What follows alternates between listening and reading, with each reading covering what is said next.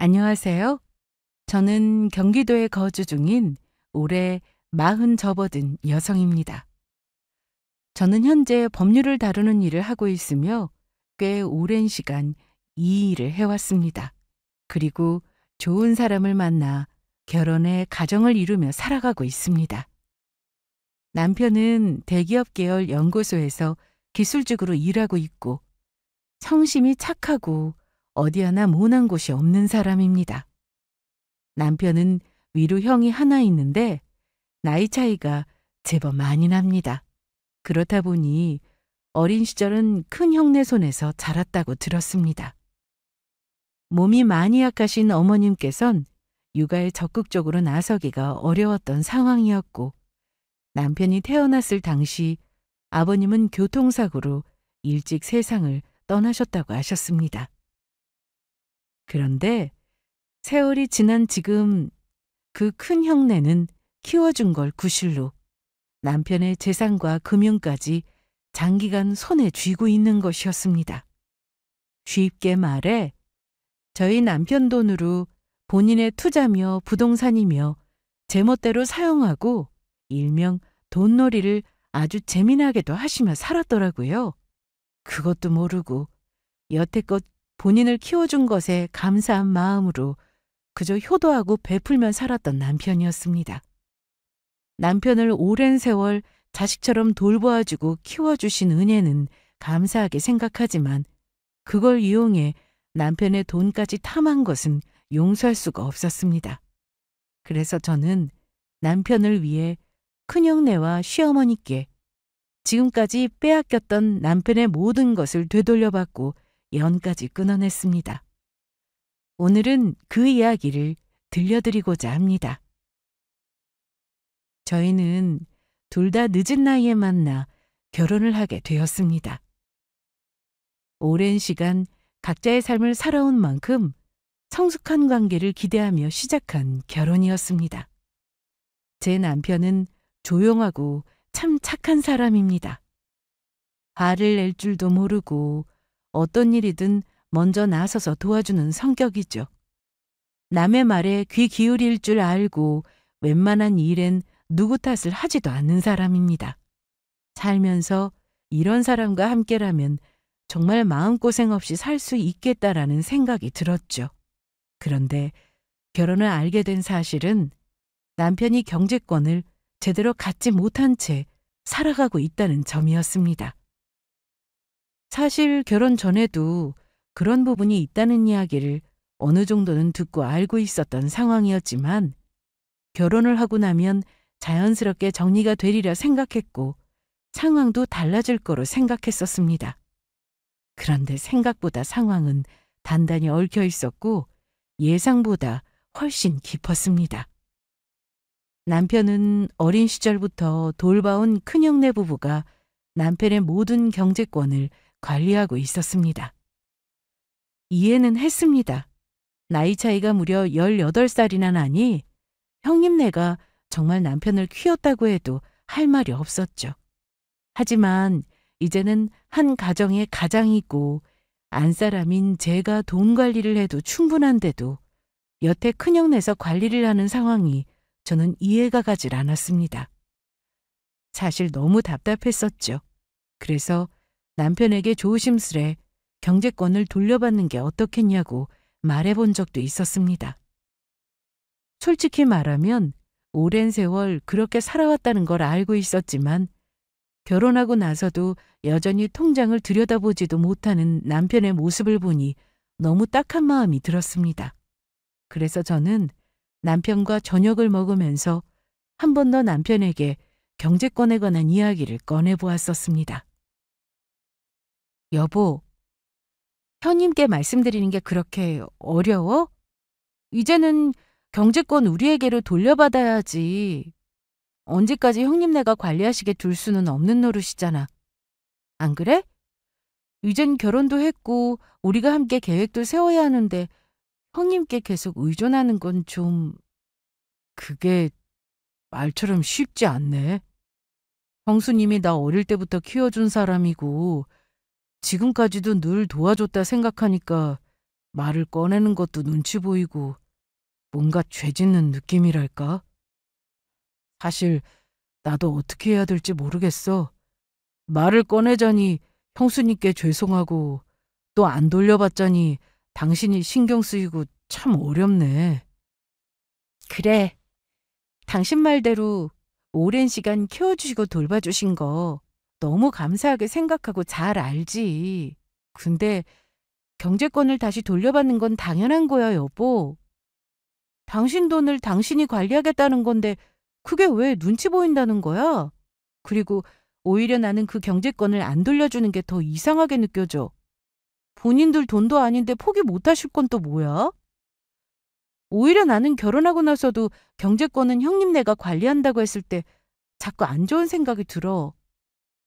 안 좋은 생각? 솔직히 어렸을 때야 물론 돈에 대한 개념도 없고 어렸으니까 돈 관리를 해주셨다고 쳐도 지금은 이미 나이가 40이 넘었고 어린애도 아니잖아.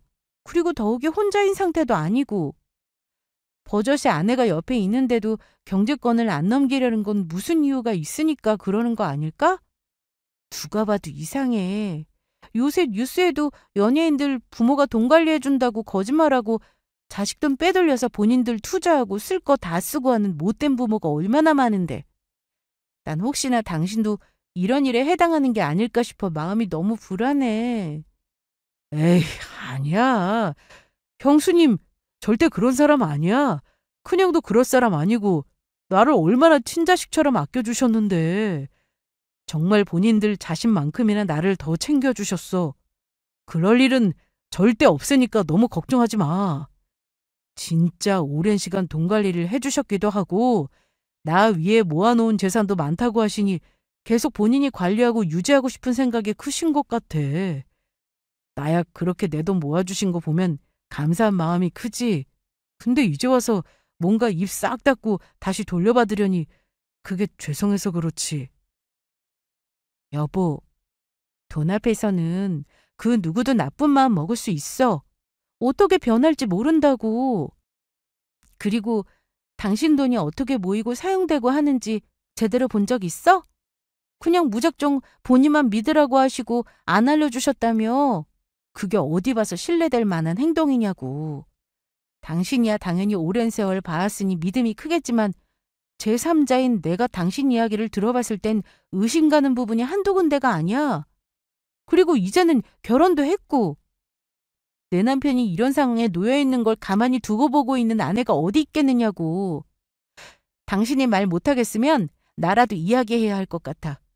평생 형네 부부랑 의논하며 살 거 아니잖아. 그러니까 내가 형님네 말씀드리는 거 당신도 반대하지 마. 저는 형님께 말씀드리기 어려워하는 남편을 대신해 제가 나서보기로 했습니다.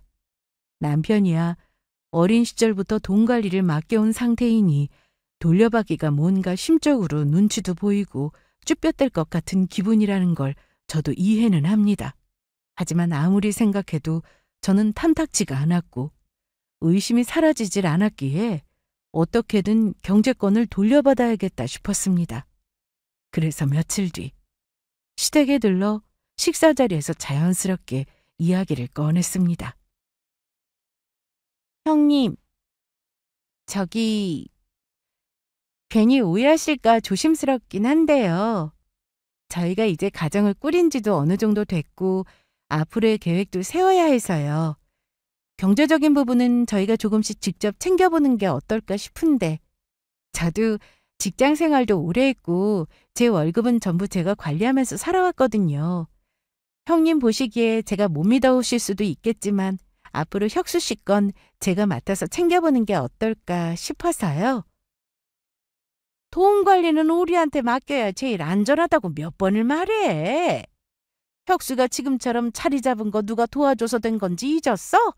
그 나이에 대학 다시 보내고 직장 알아봐 준 것도 우리야. 재산이든 금융이든 그건 계속 내가 관리할 거고 너는 그런 거 신경 쓰지 마. 가정에만 충실하라고. 너 혁수가 어떤 애인지 몰라서 그래? 우리 아니었으면 혁수 성격에 돈이란 돈은 다 퍼줬을 거다. 착해서 남 눈치 보고 다 내주고 결국 아무것도 못 맞을 거라고. 그러니까 괜한 걱정 말고 그냥 지금처럼 믿고 맡겨. 형님, 형님 말씀 충분히 이해해요. 그동안 많이 도와주신 것도 알고 있고 저도 남편도 그 부분에는 언제나 감사한 마음뿐이에요. 다만 이제는 저희도 한 가정을 이뤘고 함께 계획하고 책임져야 할 일들이 점점 많아지잖아요. 그러다 보니 경제적인 부분도 저희가 직접 챙겨보는 게 필요하지 않을까 싶어서요.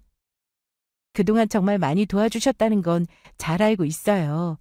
그런데 앞으로 더 늦기 전에 아이도 생각해야 하고 집 문제, 은퇴 계획까지 저희가 직접 결정하고 준비해야 하잖아요. 그러려면 저희가 직접 챙기고 알아야 하거든요. 계획을 세우고 움직이려면 전체적인 자산 흐름도 알고 있어야 하니까요. 형님이 지금까지 잘 챙겨주신 거 절대 부정하는 건 아니에요. 그건 오해 안 하셨으면 좋겠어요. 다만 앞으로는 저희가 저희 삶을 책임져야 할 시기니까요. 저희도 조금씩 독립해보려는 과정이라고 생각해 주시면 좋겠어요. 말도 안 되는 이야기를 아주 거창하게도 하네.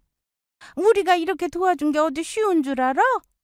그 어려운 시절에도 혁수 쟤 하나 키워보겠다고 우리가 얼마나 애썼는데 뭐 알기나 하고 하는 이야기 하는 거야?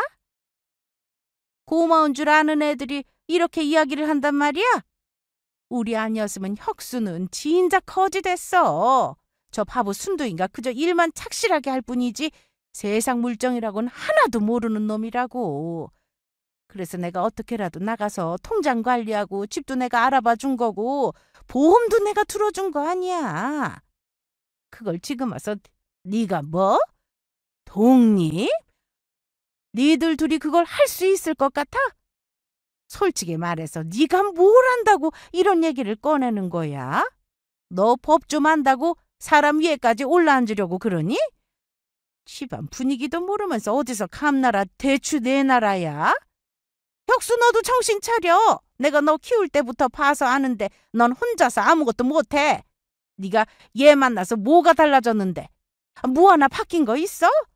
지금처럼 우리가 관리해주니까 그나마 체면 유지하고 사는 거지. 네 결혼도 우리가 시켜준 거나 마찬가지잖아. 제발 얘들아, 응? 일 키우지 말고 조용히 지내자. 형님의 말은 거기서 멈추지 않았고 귀에서 피가 나도록 모진 말들을 쏟아내셨습니다. 저와 남편의 관계까지 깎아내리는 발언까지 하시니 제 속에서는 말 그대로 천불이 났습니다. 한마디 한마디가 속을 후벼 팠고 참고 있던 감정이 울컥 치밀어 올라 눈앞이 뿌해질 정도였습니다. 하지만 저는 형님의 이야기를 듣는 내내 이 단단히 얽혀져 있는 숨겨진 진실을 꼭 파헤치고 만다 싶은 생각뿐이었습니다. 지금 이 판을 깔아놓은 사람은 형님이셨고 저는 지금부터 그 판을 걷어낼 준비를 해야 했으니까요.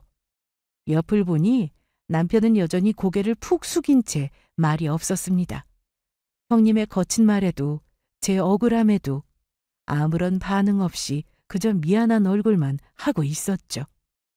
집으로 돌아오는 길 차 안은 말 그대로 정막 그 자체였습니다.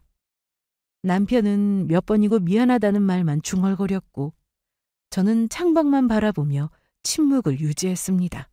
그러다 결국 참다 못한 제가 먼저 입을 열었습니다. 나 이제 더는 못 참아. 형님 말씀하시는 것 당신도 들었지? 이건 이미 도가 지나쳤어. 고마움이 아니라 그냥 당신을 지배하려고 하는 거라고. 꽁꽁이 분명히 있어.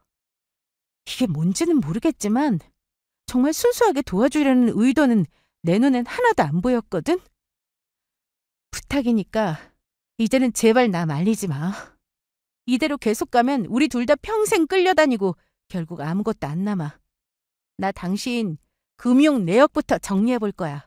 계좌, 보험, 부동산, 형님이 관리한다는 거 싹 다 한번 확인해 보려니까 당신 아무 말도 하지 마.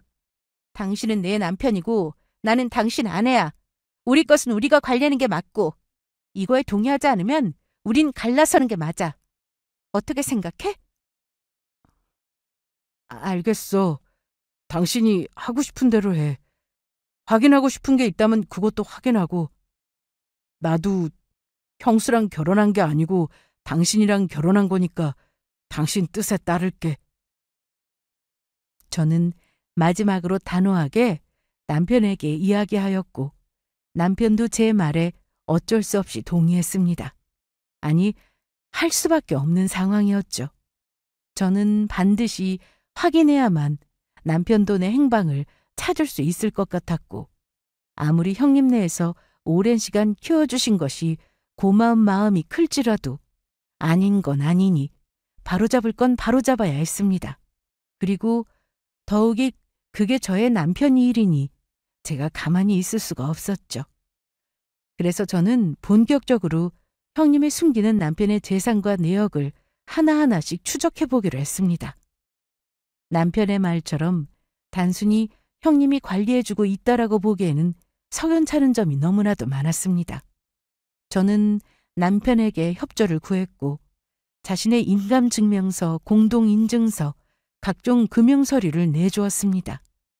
법률 지식이 있는 저로선 그 정도만으로도 자산 흐름을 파악하는 건 그다지 어렵지 않았습니다. 필요한 경우 공공기관과 금융기관에도 정식 절차를 통해 자료를 요청했고 때론 간접적인 세금 고지서나 통신자료까지 참고하면서 살펴보았습니다. 추적하면서 가장 먼저 확인된 건 제 예상에 적중한 내용이었습니다. 남편 명의의 자산이 조용히 다른 사람의 이름으로 넘어가고 있다는 사실이었죠. 몇 년 전 남편 이름으로 샀던 아파트가 지금은 아주버님 명의로 등록돼 있었습니다. 등기부만 보면 정상적인 매매처럼 보였지만 자세히 들여다보니 매수대금은 전부 남편 계좌에서 출금된 내역이었습니다. 서류상으로는 아무런 문제가 없어 보였지만 실상은 남편의 돈으로 산 집을 아주버님 이름으로 돌려놓은 것이었습니다. 명의 이전 당시 남편은 그 사실조차도 몰랐고요. 이제 겨우 하나 발견했는데 앞으로 어떤 숨겨진 일들이 더 나올까 너무 화가 났습니다. 또한 남편 계좌에서는 매달 고정적으로 큰 금액이 빠져나가고 있었습니다. 이체 대상은 일정했고 그중 대부분이 형님과 아주버님의 개인 계좌 그리고 아주버님이 운영하는 사업체로 흘러들어가고 있었습니다. 금액이 너무 크고 규칙적이어서 생활비라기엔 말이 안 되는 얘기였고 장기간 이어져 온 사실에 입을 다물 수가 없었습니다. 그중 눈에 띄는 건 남편 계좌에서 형님 명의의 어떤 투자회사로 꾸준히 송금된 자금이었습니다. 처음 보는 상호가 남편 계좌 이체 내역에서 반복적으로 찍혀 있어 법인 등기부를 확인해 보니 그 회사의 대표는 다름 아닌 형님이었습니다. 투자 관련 사업을 하는 법인이었지만 수익은 거의 없었고 손실만 계속 쌓여 있던 겁니다. 그런데 그런 회사에 남편의 돈이 수년간 흘러들어가고 있었다는 겁니다. 알고 보니 형님은 남편 명의의 돈으로 본인 사업자금을 충당하고 있었던 거죠. 게다가 그 돈 일부는 다른 계좌로 옮겨져 주식 투자나 부동산 계약금으로도 쓰이고 있었습니다. 겉으로는 형님 개인의 재산처럼 보이지만 실상은 남편 돈이 여기저기 흘러다니고 있었던 겁니다. 결국 형님은 남편 돈으로 투자회사를 운영하고 주식과 부동산에까지 자금을 굴리는 이른바 돈놀이를 해오고 있던 것이었습니다. 그리고 그 모든 흐름 속에서 남편은 한 번도 자신이 무엇을 소유하고 있는지, 돈이 어떻게 쓰이고 있는지를 모르고 있었다는 겁니다. 그 모습을 보면서 저는 솔직히 많이 답답했습니다. 하지만 한편으론 너무 안쓰럽기도 했죠. 어릴 적부터 큰형네 손에 자라며 그저 감사한 마음 하나로 형님을 맹목적으로 믿어왔던 사람이니까요. 남편은 원래 누군가를 의심하거나 계산적으로 따지는 성격이 아닙니다. 사람을 믿고 의리 하나로 버티며 살아온 사람이죠. 그런 심성 때문에 오히려 평생 쌓아온 자신의 재산이 어떻게 사라지고 있는지도 몰랐던 거죠. 그리고 그 믿음은 너무 안타깝게도 가장 가까운 사람들에 의해 배신당하고 있었습니다. 이 모든 걸 준비하는 데만 사실 몇 개월이 걸렸습니다. 자료 하나하나를 수집하는 과정이 생각보다 훨씬 조심스럽고 신중해야 했기 때문이었죠. 형님은 평소에도 촉이 빠른 사람이었고 남편 주변에서 조금이라도 이상한 낌새가 보이면 금세 눈치챌 사람이었습니다. 남편이 무심코 어떤 서류를 정리한다든가 계좌를 조회한다는 말이라도 흘렸다간 바로 전화를 걸어 따져묻기 일쑤였으니까요. 그래서 저는 직접 은행에 가거나 관련 기관을 방문할 수 있는 휴일 등을 활용해 조금씩 자료를 모아갔습니다. 전자인감, 금융인증서, 등기부 등본, 세무자료까지 모두 정리하는데 시간이 오래 걸렸지만 단 하나도 허투루 넘기지 않았습니다. 그렇게 수개월에 걸쳐 수집한 자료는 제 손을 거쳐 하나의 두꺼운 서류철로 정리되었습니다. 그만큼 지금까지 몰래 돈놀이한 흔적이 이렇게나 많이 쌓였다는 뜻이기도 하죠. 공중도 마쳤고 법률 자문도 따로 받아서 그 어떤 법적 허점도 없도록 확인을 거쳤습니다. 금융 내역, 부동산 명의 이전 기록, 자금 흐름표, 투자자금 사용 내역, 정황이 담긴 증빙 자료들까지 그야말로 빼도 박도 못할 증거였던 거죠. 정리된 내역은 법적으로도 충분히 대응이 가능한 수준이었고, 아니, 이미 넘어서고도 남았죠. 형님과 아주버님이 해온 행동은 고마움을 빙자한 통제였고, 사실상 남편의 재산을 이용한 사적 유용이었습니다. 저는 드디어 움직일 준비를 마쳤습니다. 모든 서류 정리를 끝냈을 때 손끝에 힘이 빠지는 듯한 기분이 들었습니다. 그 긴 시간 동안 분노도 혼란도 슬픔도 다 겪었지만 지금 제 안에 남아있는 건 단 하나였습니다. 결심. 더 미룰 수도 없고 더 참을 이유도 없었죠. 말로 해도 통하지 않던 사람들에게는 이런 문서로 말할 차례였습니다. 저는 서류철을 가방에 챙기고는 남편에게 시댁에 오랜만에 찾아뵈 식사라도 하자며 이야기를 꺼냈습니다. 시댁이라지만 실상은 형님네 집입니다. 형님은 몇 년 전부터 시어머님을 직접 모시고 살고 있었고 저희가 시댁에 간다는 건 곧 형님 집에 간다는 말과 다를 게 없었죠. 남편도 뭔가 저의 결의에 찬 듯한 말투와 표정에서 아, 오늘이 그날인가 싶은 표정을 짓더라고요. 그래서 저도 그냥 싱긋 웃어줬습니다. 그러고는 더 이야기하지 말고 저만 믿으라고 일러두었죠. 저는 완전히 그리고 단단히 무장된 상태였으니까요. 시댁에 도착해 그 집 거실에 앉아 제가 이 서류철을 꺼내게 될 거라는 걸 생각하니 마음 한편은 긴장되면서도 이 판을 제대로 뒤엎을 생각에 흥미롭기까지 했습니다. 형님, 잘 지내셨어요? 인사도 자주 못 드리고 죄송해요. 어머님도 그간 잘 지내셨어요? 자주 못 찾아뵈서 죄송해요. 오는 길에 간단히 뭐 좀 사왔어요. 아직 저녁 식사하려면 시간이 좀 남아서 잠깐 요깃거리라도 하셔요. 그러게 요즘 코빼기도 안 보이더니 일하느라 시댁은 생각도 안 나든? 오는 길에 뭐 사왔는데? 아유, 얄궂은 것도 사왔네. 뭔데 이런 건? 맛있기로 유명해서 사와봤어요. 수제 쿠키요. 그 가게에서 파는 차도 사와봤어요. 차 한 잔 드릴까요, 형님? 어머님은 탄 거 좋아하시니까 이 과자 드셔보세요. 아이, 차는 됐고 너 잠깐 나랑 얘기 좀 하자. 내가 혁수 생각해서 한동안 가만히 있었는데 이제는 좀 말해야겠더라. 내가 어머님 대신에 혁수 도련님 키웠잖아. 알지? 그 키움값 줘야지. 너도 법 잘 아니까 내 말 이해하지? 세상에 공짜가 어딨어? 혁수가 이만큼 된 것도 다 누구 덕인데. 우리도 옛날에 진짜 힘들게 살았어. 근데 쟤 먹여 살리고 키우고 입히고 또 아프면 병원 데리고 가야 하지. 골골거릴까 봐 한약도 먹여야지. 대학도 보내줘. 취업하고 나서도 집도 알아봐줘. 들어간 돈이 억도 넘을 거야. 애 하나를 키웠지. 우리 자식 새끼들보다도 더 애지중지했다고. 근데 이제 와서 결혼했다고 고마운 거 싹 입 닫고 지 마누라 꽁무니만 보는 게 너무 얄미워서 너한테라도 이야기해야지 어쩌겠어. 뭐 그리 못 사는 것도 아닌 것 같은데 우리가 그래도 가족이라는 점을 생각해서 한 3억 정도는 줄 수 있겠지?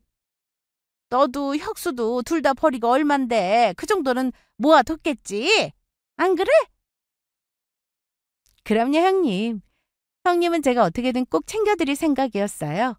그래서 이걸 준비해뒀어요. 지금까지 남편 명의로 빠져나간 자산 내역이에요.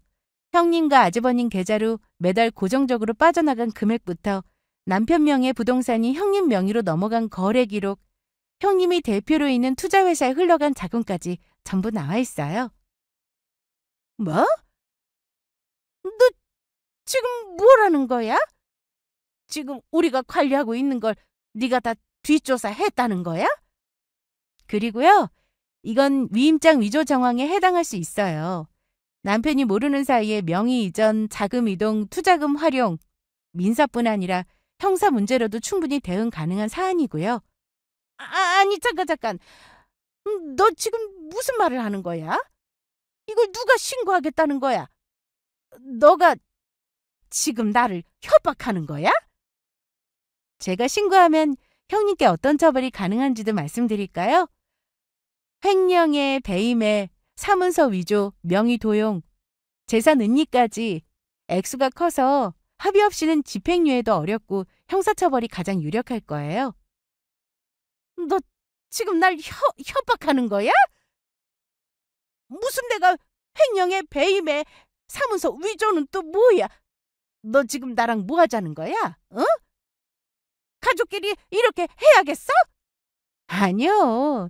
형님이 먼저 값을 말씀하셨잖아요. 저는 그에 걸맞는 정산 방법을 준비한 것뿐이에요. 협박할 생각이었으면 진즉에 그냥 경찰서에 신고하고 말았을 거예요. 형님한테 먼저 보여드린 이유는 혹시라도 진심으로 반성하고 정리할 생각이 있으시다면 그 기회를 드리고 싶었기 때문이고요. 참고로 이 서류들 경찰서에 제출해서 정식으로 수사 요청하면요. 형님께 적용될 수 있는 혐의는 크면 5년 이상의 징역형도 가능하고요.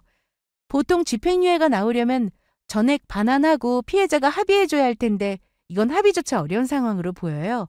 명의도용은 개인정보보호법 위반으로 따로 처벌되고요. 이 모든 게 한꺼번에 적용되면 벌금형으로 단순히 끝나는 문제는 아닐 거라는 말씀이에요. 저는 협박하려는 게 아니에요. 지금 이 순간이 마지막 기회라는 걸 말씀드리는 거고요. 이건 그러니까 이건 다 네 아주버님이랑 상의해서 한 거고 난 몰라. 나한테 묻지 마. 나 진짜 몰라. 이 일도 큰형이 다 시작하고 이야기했던 거고 나는 그거 옆에서 지켜보고 있었을 뿐이야. 아니 잘 관리되고 있나 확인하고 있었. 그러니까 아무튼 나는 이 일과는 관련 없는 일이야. 형님, 이 모든 서류엔 형님 명의가 분명히 들어가 있어요. 제가 허투루 가져왔을 거면 이렇게 정리해서 형님께 내밀지도 않았을 거고요. 형님, 저도 사람이에요. 그동안 남편을 대신해 돌봐주신 고마움 모른 척할 생각도 없어요. 어린 나이에 어머님도 몸이 불편하셔서 남편이 형님네의 손에 자란 거 저도 잘 알고 있고 감사하게 생각하고 있어요. 그래서 사실 이 서류를 정리하면서도 마음이 여러 번 흔들렸어요. 이렇게까지 해야 하나, 가족끼리 너무 지나친 거 아닐까 잠깐 고민도 했었고요. 그런데요, 돌봐준 것과 빼앗은 건 다른 문제인 것 같아요. 고마움을 이유로 남의 인생을 통째로 쥐고 흔드는 건 너무 못된 짓이잖아요. 저는 이 일로 형사처벌까지 가게 하고 싶진 않아요. 남편이 아직도 형님께 마음의 빚이 있다고 생각하고 있는 걸 아니까요. 그런 남편을 생각해서라도 법정까지 끌고 가지 않겠다는 게 제 마지막 배려라고 생각해요. 하지만 그 대신에 이 서류에 있는 내용만큼은 정확하게 하나도 빠짐없이 돌려주셔야만 해요. 남편 명의로 정리된 자산 전부 되돌려주세요. 계좌로 빠져나간 금액, 명의만 바뀐 부동산, 투자금 명목으로 흘러간 돈들까지 다 돌려주시고 다시는 이런 일 없을 거라는 약속만 받으면 저는 오늘 이 자리에 있었던 일 전부 없던 일로 하겠습니다. 난 몰라. 진짜 나 그런 거 모른다고. 그걸 다 돌려달라고? 지금 그걸 없던 일로 해주겠다고? 지금 그게 말이 된다고 생각해? 그걸 내가 어떻게 다 돌려줘? 지금 있는 돈도 간당간당한데 그걸 다 내놓으라니. 가족끼리 이러는 거 아니야? 너 가족을 어떻게 경찰에 신고한다는 생각을 가지고 있는 거야? 어떻게 이렇게까지 할 수가 있어? 그깟 돈 좀 썼다고 다 돌려달라고? 그럼 나는 뭐로 살아? 이 나이에 가진 거 다 뺏기고 난 뭐 어쩌라고? 그 돈 다 내 인생이야. 나도 내 식구 챙기고 살려고 했던 거라고. 이 집안 며느리랍시고 들어와선 다 박살내려고 작정했니? 아니야. 난 진짜 모르는 일이야. 나한테 더 이야기하지 마. 난 모르는 일이고 난 감당 못해. 형님은 아무 말도 없이 자리에서 벌떡 일어나더니 신발도 제대로 신지 않은 채 허둥지둥 현관문을 열고 나갔습니다. 양말도 한 짝만 신은 채 뒤도 돌아보지 않고 버선발로 집을 뛰쳐나가셨죠. 누가 봐도 완전히 무너져 내린 사람의 뒷모습이었습니다. 그토록 오만하고 당당하던 모습은 온데간데 없었고 지금 형님의 뒷모습은 세상에서 가장 초라해 보였습니다. 저는 아무 말 없이 테이블 위에 올려진 서류철을 주섬주섬 챙기기 시작했고 어느 정도 마음을 정리하고 가방을 닫으려던 그때 조용히 앉아 계시던 어머님께서 저를 불렀습니다. 얘야, 네 말이 다 맞는 거 나도 안다. 애미가 지나쳤다는 것도 너한테 섭섭하게 했다는 것도 다 알아. 근데 그래도 가족인데 꼭 이렇게까지 해야 했을까? 네가 이렇게 나오면 우리 집안 진짜 끝장나는 거다. 애미가 좀 과했던 것도 맞고 네 입장에선 억울했겠지. 근데 그렇다고 해서 이렇게 서류까지 만들어서 들이밀고 법으로 하겠다고 하면 가족끼리 너무한다 싶지 않겠냐? 애미도 그동안 얼마나 힘들게 살았는데 혁수 키우면서 뒷바라지하고 본인 일도 제쳐두고 책임진 애야. 그런 사람한테 지금 다 돌려내라고 하면 그건 너무 가혹하잖니. 너무 따지기 시작하면 그건 더 이상 가족이 아니야. 그리고 네가 너무 몰아붙이고 있는 것도 사실이고 애미가 집을 뛰쳐나간 것도 네가 너무 무섭게 나오니까 그런 거지. 쟤도 지가 고생한 만큼은 보상받고 싶지 않겠니? 생판 모르는 집에 시집와서 고생만 했으니 이건 네가 좀 이해해 줘라. 네가 앞으로 우리보다 살 날이 더 많은데 그때 여유롭게 지내면 되지. 뭘 그렇게 다 돌려내라 그러는 거냐. 너가 좀 참았으면 좋겠구나. 어머님, 저 정말 오랜 시간 참았습니다. 그동안 어머님 눈치 보면서 형님 기분 맞추느라 조용히 있었어요. 저도 가족이니까 처음부터 이렇게 하려던 생각은 당연히 없었고요. 그래서 그저 기다렸어요. 근데 어머님, 형님이 혁수 씨 키워주신 거랑 인생을 뒤에서 조종한 건 전혀 다른 거예요. 고맙다고 해서 그 사람의 재산을 넘겨받을 권리까지 생기는 건 아니잖아요. 남편이 고마운 마음 하나로 다 참고 있었지만 저는 지켜만 볼 수 없어요. 저는 혁수 씨 아내 되는 사람이고 저도 가족이에요. 형님은 제가 그렇게 증거 자료를 내밀어도 내가 한 게 아니다, 나는 몰랐다고 도망가 버리시고 어머님은 저한테 참으라고만 말씀하시고 그럼 도대체 저희 부부는 얼마큼 더 포기하고 살아야 되는 거예요? 죄송하지만 더는 못 참겠어요. 이건 결코 매정한 게 아니라 너무 늦지 않게 바로잡는 거예요. 남편을 위해서라도 저는 지금 이 선택을 꼭 해야만 했다고요. 더 이상 참으라는 말씀은 듣지 않겠습니다. 오늘은 이만 일어나 볼게요. 저는 더는 대답하지 않고 조용히 일어나 집으로 돌아갈 준비를 했습니다. 말을 더 이어봤자 끝내는 네가 참아라라는 이야기만 반복될 뿐이었습니다. 옳고 그름을 이야기하러 간 자리에 끝내 가족이니까라는 이유만 남겨놓고 돌아오는 마음은 참 씁쓸했습니다. 형님께는 분명히 모든 서류를 보여드렸습니다. 사실 그 자체로도 충분히 경고가 되었을 거라 생각했죠. 그런데 제가 신고하지 않고 돌아선 건 그래도 마지막 기회 정도는 드리고 싶었기 때문입니다. 진심으로 반성하고 용서를 구하며 돌이킬 생각이 있으시다면 그걸로 끝낼 생각이었습니다. 하지만 만약 이대로 아무런 조치도 없이 정말 단 한 푼도 돌려주지 않을 작정이시다면 그땐 저도 가차없이 움직일 겁니다. 이건 단순한 가족 간의 감정이 아니라 남편의 인생을 지키는 일이니까요. 조용히 집으로 돌아오는 길 옆자리에 앉은 남편의 표정이 계속 마음에 걸렸습니다. 무표정한 얼굴에 아무 말 없이 고개만 숙이고 있는 모습이 왠지 모르게 더 아프게 다가왔습니다. 남편은 제가 이러한 준비를 하는 동안에도 형님을 믿었을 겁니다. 누구보다 오래, 누구보다 깊게 신뢰했을 테니까요. 그런 존재에게 배신당했다는 사실은 아무래도 화보다는 깊은 상처로 남을 것 같았습니다. 저는 그 모습을 보며 문득 마음이 미어졌습니다. 늘 착하고 물러서고 참기만 했던 사람인지라 그 마음 깊은 곳에 어떤 충격이 남았을지 그저 옆에서 바라보는 저로서는 감히 짐작조차 할 수 없었죠. 이번 일의 책임은 저보다 남편이 더 크게 느끼고 있을지도 모릅니다. 그래서 저는 끝까지 그를 지켜줘야겠다고, 그 결심이 괜한 고집이 아니었다고 조용히 제 마음속으로 다시 다짐했습니다. 차 안에는 오랫동안 말이 없었고 정적만이 흐르던 순간 남편이 아주 낮은 목소리로 입을 열었습니다. 나 진짜 바보 같지? 지금까지 형수 말이라면 다 옳은 줄만 알고 살아왔는데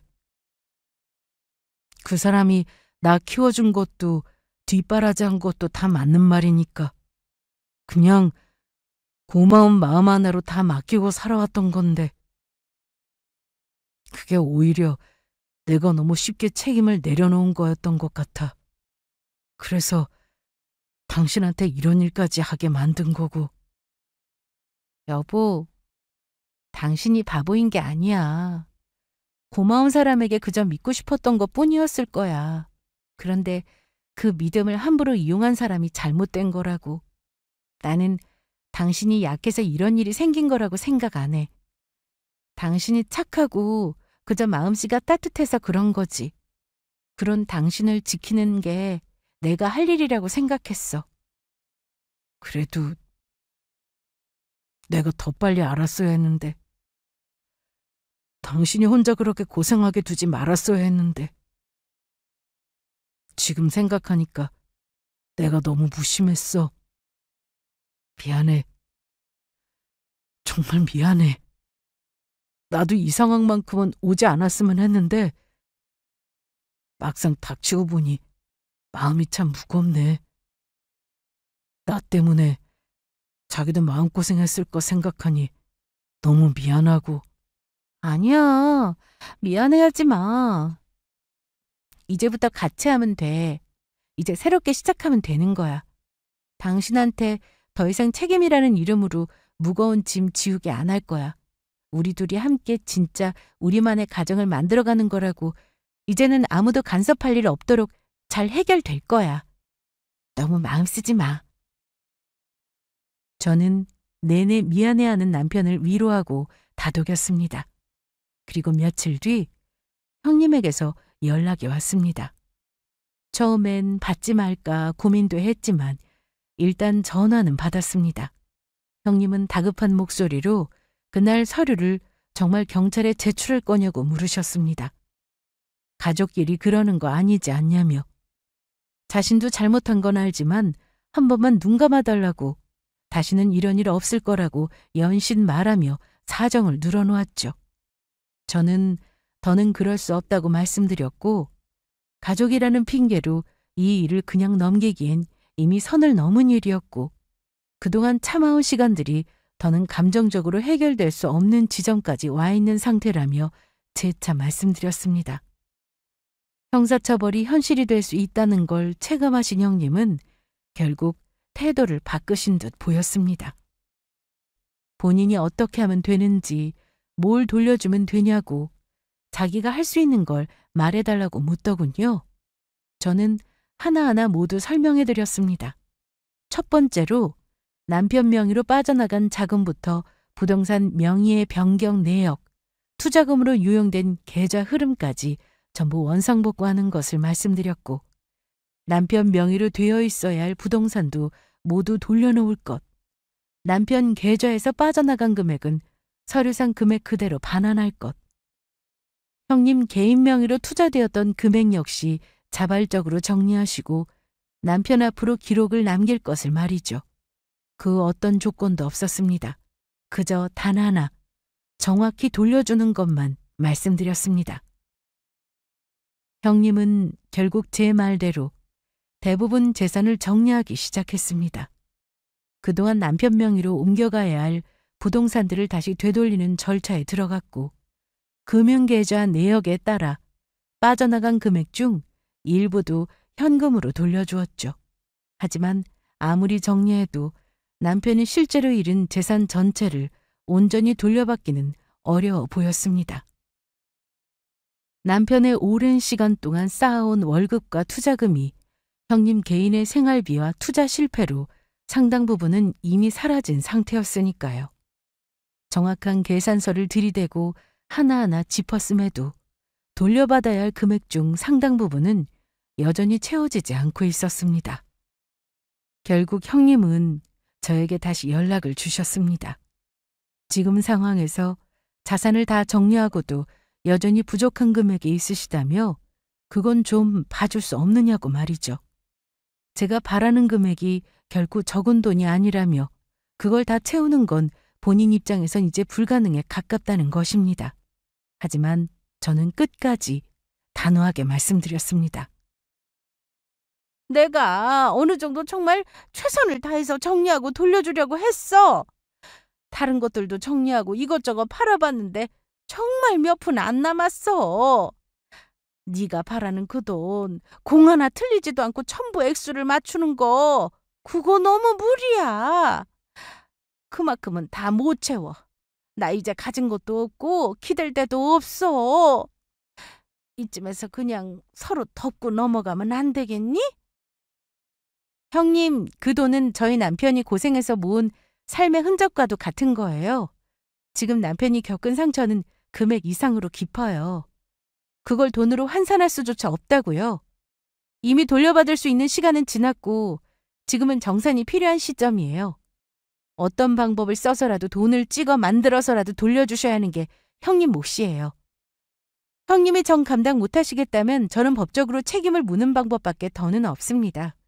저도 이제는 물러설 수 없어요. 야! 너 정말 이렇게까지 할 거야?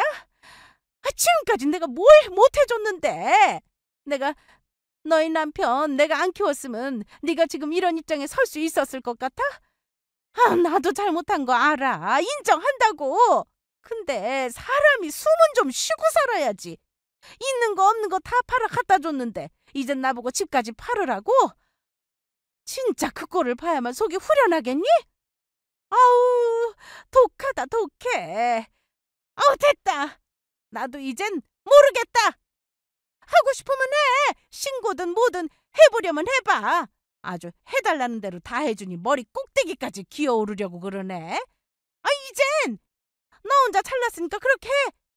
백제! 백제! 형님, 저는 정말 한다면 해요. 이건 협상이 아니라 정리의 문제니까요. 형님이 그렇게 나오시면 저도 제 선에서 최선을 다하겠습니다. 형님은 한숨을 몰아쉬며 짜증 섞인 말투로 말씀하셨습니다. 그럼 결국 집을 팔아야 한다는 이야기냐고. 그렇게까지 하라는 거냐며 화가 잔뜩 섞인 목소리로 오히려 저에게 점점 따지듯 말씀하셨죠. 사실 거기까지는 정말 관여하고 싶지 않았습니다. 저는 받아야 할 것들을 마땅히 받는 것이 목적이었지 그 상황까지 신경 쓰고 싶지는 않았거든요. 어떻게 하든 어떤 방법으로든 남편의 돈을 온전히 돌려주는 것만이 형님의 몫이라고만 말씀드렸죠. 형님은 마치 한계에 다다른 사람처럼 이제는 자기도 할 만큼 다 하셨다며 더는 못하겠다고 배째라는 듯 말씀하셨습니다. 저는 그 말을 듣고도 이제는 형님의 태도가 어떻든 제가 할 일은 이미 정해져 있고 남편의 권리를 되찾는 일에 끝까지 최선을 다하자 싶은 생각이었습니다. 저는 결국 정식으로 소송을 제기했고 법원은 형님이 남편에게 반드시 돈을 갚아야 한다는 판결을 내렸습니다. 하지만 형님은 어떻게든 버티시려는 겁니다. 돈이 없다는 말만 반복하며 책임 회피하기에만 정신이 없으셨죠. 그래서 저는 형님 명의의 집에 대해 법원의 절차를 밝혔습니다. 결국 그 집은 경매로 넘어갔고 팔린 돈 일부가 끝내 저희에게 돌아왔습니다. 전부를 되찾지 못했지만 저는 제가 할 수 있는 최선을 다했다고 생각했습니다. 저도 처음부터 법으로 해결하고 싶진 않았습니다. 하지만 끝까지 자신들만 생각했던 사람들에게 말이 아닌 결과를 보여줄 수밖에 없었습니다. 형님네는 결국 모든 걸 잃었습니다. 집은 경매로 넘어갔고 아주버님의 사업도 자금줄이 끊기며 문을 닫게 되었죠. 그제야 그들은 현실을 제대로 마주한 듯 보였습니다.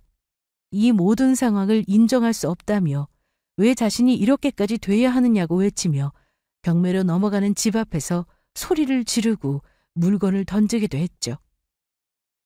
둘 다 말 그대로 개거품을 무셨습니다.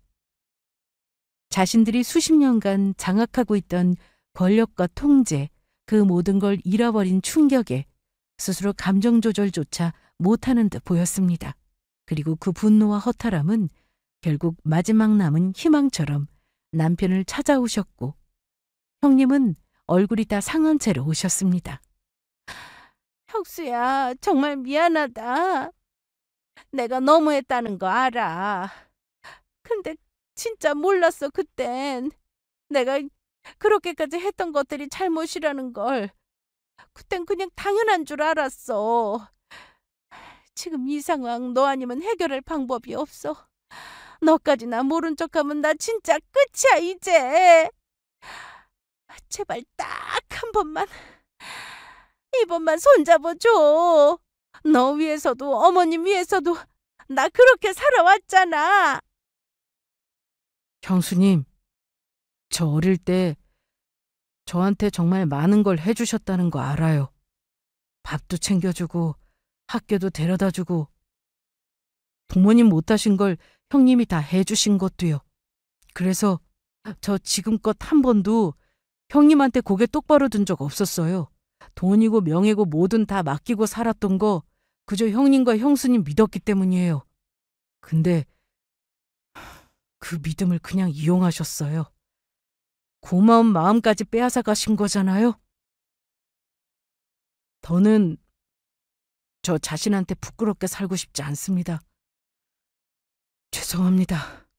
이제는 저도 저 자신을 지키며 살고 싶습니다. 혁수야, 이러려고 그런 건 아니었다. 나 네 형이야. 지금 상황이 너무 막막해서 그래. 우리 집도 다 나가게 생겼고 형수 상태 봐서 알잖냐. 말이 아니야. 진짜 미안한데 한 번만 도와주라.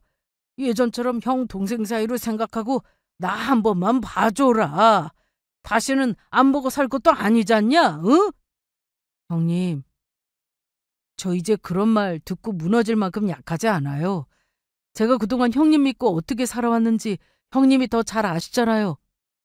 고마운 마음으로 시작했는데 결국 남은 건 배신뿐이네요. 형님은 가족을 챙긴 게 아니라 가족을 이어간 거예요.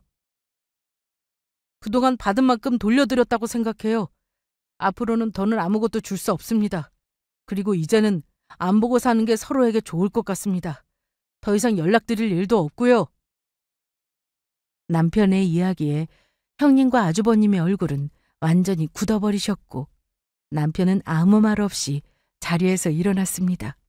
그들은 가진 것의 대부분을 잃었고 이제야 그들 스스로도 자신이 했던 일이 어떤 결과를 불러왔는지 실감하고 있었습니다. 이제는 관계를 지키기 위한 대화가 아니라 관계를 끝내기 위한 마지막 대화를 주고받았었죠. 당장에 집을 내쫓긴 저들을 보고 저희는 잠시 고민했습니다. 왜냐하면 어머님께서 형님네와 함께 살고 계셨기 때문에 어머님마저 나앉게 되는 것은 도저히 못할 짓이라고 생각했기 때문입니다.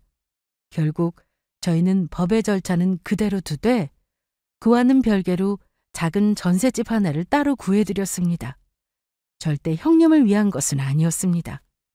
어머니께서 머물 곳이 있어야 했고 연세도 있으신 상태에서 갈 곳 없이 계시는 모습을 그저 지켜만 보고 있기에는 너무 도리가 아닌 듯 싶었습니다. 저희가 손을 내민 건 용서가 아닌 그저 책임에 대한 결산, 딱 그 정도였고 어머니께 드리는 마지막 예우라 생각했습니다. 정말 모르는 남이었음 이 정도로 절대 끝내진 않았을 겁니다. 참교육 제대로 시켜드리고 형사처벌이든 받을 수 있는 벌이란 벌은 다 받게 했을 겁니다. 하지만 저는 생판 남이었을지 모르는 사람들이지만 남편에겐 아니었으니까요. 이미 이 일로 상처받고 있는 남편 때문에라도 그것만은 참고 싶었습니다. 가지고 있는 모든 걸 돌려받은 거로 그쯤에서 마무리하기로 했죠. 모든 일이 끝나고 남편은 한동안 많은 생각에 잠겨 있는 듯 보였습니다. 죄책감, 미련, 후회. 수십 년 동안 가족이라는 이름 아래 안고 살았던 무게들이 그에게서 서서히 떨어져 나가고 있었죠. 저는 그 곁에서 아무 말도 하지 않고 그저 남편의 마음이 조금이라도 정리되기를 기다려 주었습니다. 그 마음이 정리되는 데까지는 다소 시간이 더 걸릴 거라는 생각이 듭니다. 저는 남편 곁에서 묵묵히 응원하고 있을 겁니다. 이젠 뒤를 돌아보지 않고 저희만의 길을 걷기 위해서요. 이제는 상처를 딛고 더 단단하고 조용한 일상 속에서 서로를 더 깊이 바라보며 살아가려 합니다. 아직 완전히 회복된 건 아니지만 저희는 매일 조금씩 더 나은 삶을 향해 나아가고 있습니다. 지금 이 글을 읽고 계신 여러분도 그 여정을 함께 응원해 주시길 바랍니다. 그리고 언젠가 저희와 같이 누군가가 나의 경계를 함부로 넘으려 할 때 이 이야기가 작은 용기가 되었으면 좋겠습니다. 감사합니다.